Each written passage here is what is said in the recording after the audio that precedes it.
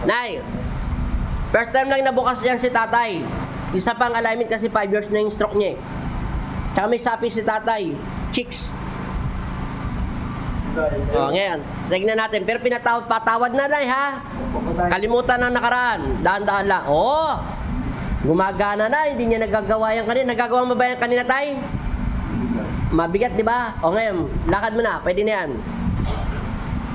Alalayan mo muna siya. Tay, wag mo muna biglayin tay. Lang tayo. Wag mo muna orasahin yan tay. Kabubukas lang yan. Wag mong gawing biro yan tay. Hindi ka bibiruin yan.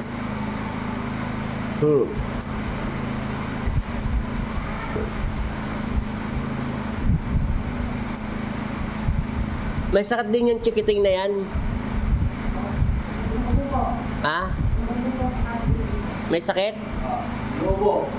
Cellphone, bawasan. Nag-radiation, makangagat na rin yan. Lahat ng bata may radiation, nangangagat. Tingnan yung mga bata, kung nagwawala. Oh, ano pinagkaiba tay? Magang na tay, no? Yung bata, sipon.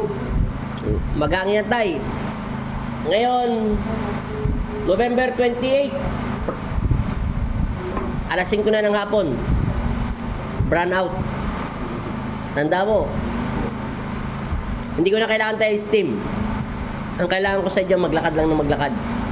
Ituturo namin yung exercise gagawin ng asawa mo na para tuloy-tuloy siya makalakad. Last alignment na yan tay kasi makakalakad na yan.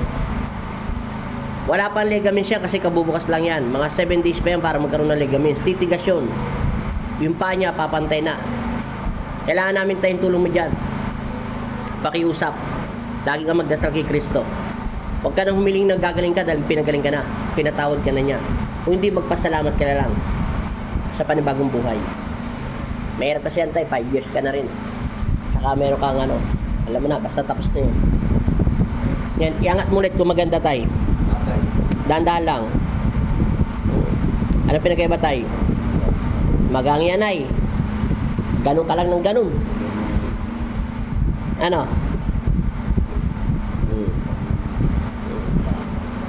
Gagang pa yan tay. After isang oras, kada isang oras gumagang yan tay. Hanggang matimpla yan, makuha yung magandang 3-in-1 na lasa. Matabang-tabang pa yan tay.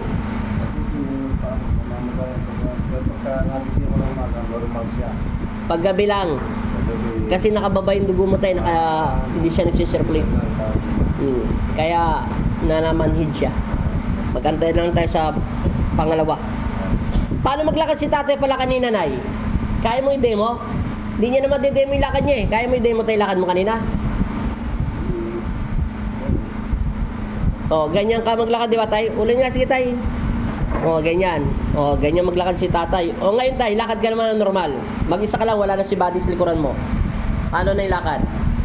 Ang laki yung pinagbago na yun, no? Parang hindi yata masaya si nanay porque nakalakad din si tatay.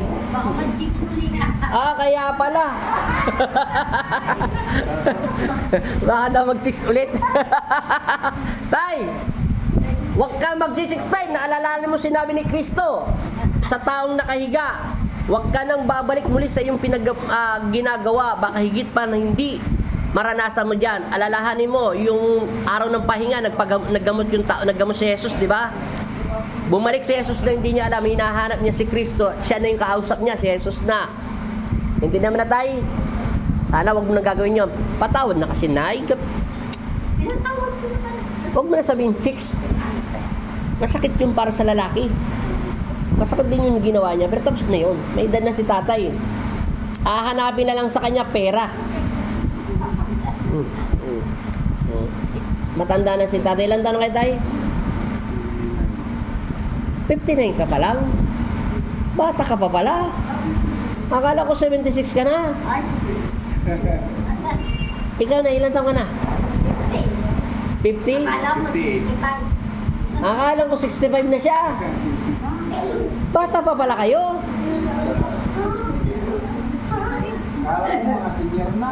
Akala ko mga senior na kayo. Papunta pa lang pala sa pagka-senior. Ano ba, napeki ako doon ha? 58, 59. Oh, 50-59, magkasunod lang sila. Akala ko 65 ka na. Ito si tatay 70 plus. Pumangit na sila na. Sorry. Mga 60... Oh. Napik ako doon. Salamat na lang, pagbalik ha. Antay mo, ay sasabihin ko sa inyo kung kailan kayo babalik.